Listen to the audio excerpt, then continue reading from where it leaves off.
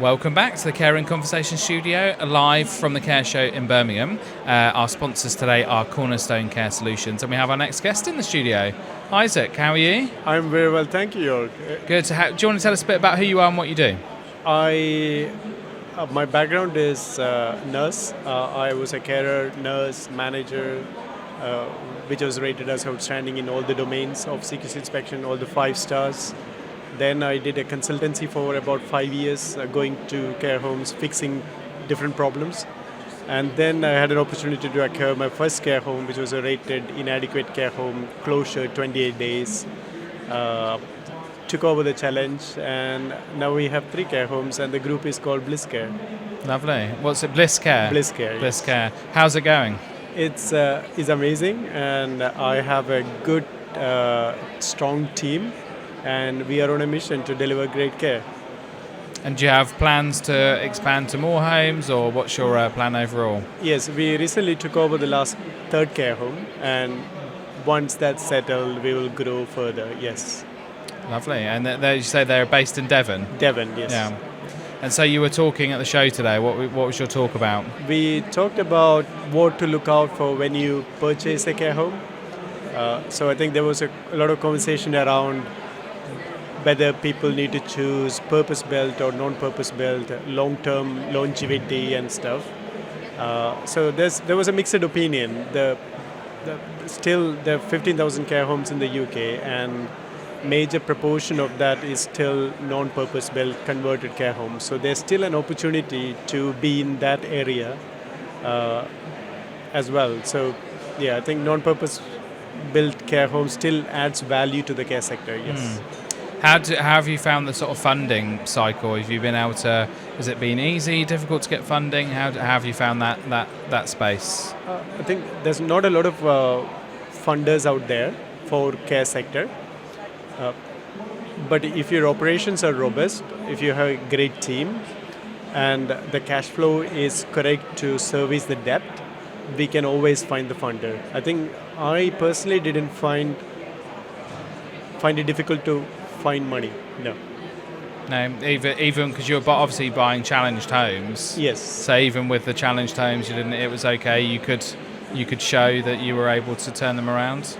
Yeah, I mean, as long as banks definitely look for the team and the security behind. So if both those matches, they will be happy to come along the journey. And so in your talk about what to look out for when buying a care home, what should we be looking out for? So I think the starting point would be looking at yourself. Whether ourselves is ready for the challenge. Taking on a care home, regardless of the size, it's a personal growth journey, and you can't take over a care home and halfway say I can't do this anymore. It's a big challenging journey. Once you're ready mentally, then the next step would be look at the finances and see if the cash flow works. And if the cash flow works, the next step is whether we are able to meet the regulatory requirements. So that particularly applies to non-purpose built care homes. So some of the older care homes may not be suitable to look after very older dementia setting. So you have to look at whether the regulations can be met by the facility that's available. And the third thing is, where do you find the right team to come along with you? So if you get all that right, then you will find your own opportunities. Perfect. So how do you go about finding the right team then? I suppose you've now got 3 homes. Yes. So does that start to give you opportunity to kind of centralise some of the administration functions and rather than having to spend that money, you reduce the amount of money you spend on administration? Is that something you're able to do? Yes, I think 2 of our care homes are very closer together, so it works as a unit. I think the further we grow, I think we can bring in a lot of admin stuff into the central team. And it's all about what works best for that particular care home. I think local leadership matters a lot more than what the central team is doing. I think the power in operating a care home is actually within that care home itself. So if you empower the manager and they have good systems and support in mechanism, I think that would be a successful business. Yeah. And then so when you take over the new home, Yep. and you walk in the door for the first time with the keys, what's the first things that you work on? I would. We now have established systems now, so my first priority would be to see. Of course, the first priority is of course health and safety of the residents. So, if that's sorted, then I will move into systems and processes.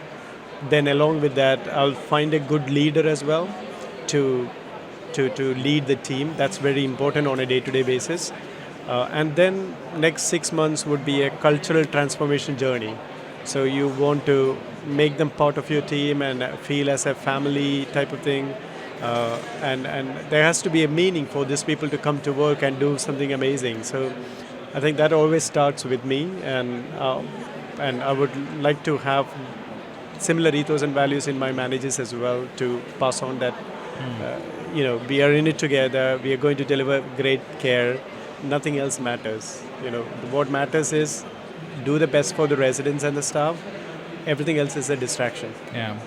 And have you got any sort of hard and fast rules that you use when you're buying a home? So certain number of beds, certain sort of setup of opportunity.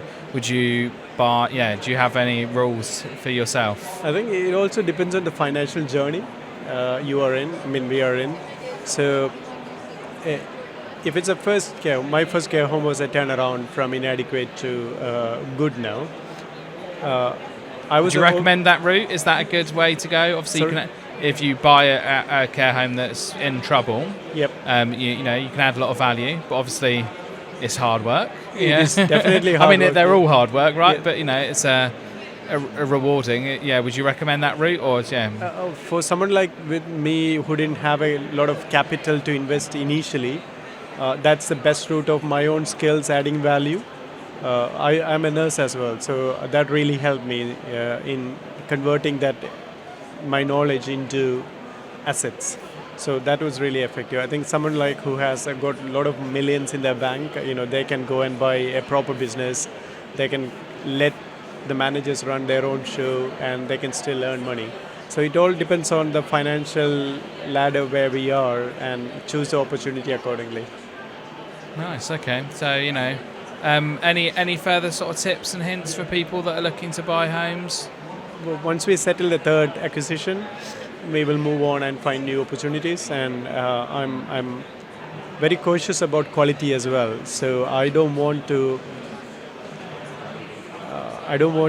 lose the track record that we have created so far. So yeah, I think when the balance is not right, probably I will stop at that point. But until the balance get right, we are always on a journey to get perfect.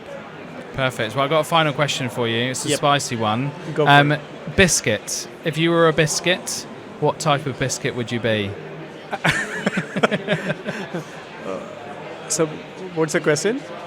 What type of biscuit would you be? Oh, okay.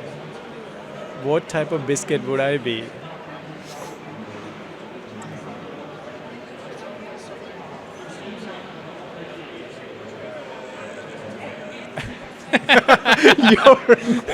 What's your favourite biscuit? Favorite biscuit is something salty. I forgot the name.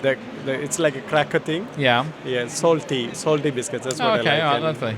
Yeah, I think what kind of biscuits would I be? I definitely don't want to be too sweet. I definitely don't want to be too salty either. Somewhere in the middle. Yeah. Yeah. Maybe a hobnob. Yep. Something like that. Yeah. Okay, well, you heard it here first. So thank you very much for joining me in the studio today. It's been nice to talk to you. My pleasure. And good luck in the future with more acquisitions, and we'll look out for Bliss Care. Thank you. Thank you. Cheers. We'll be back shortly.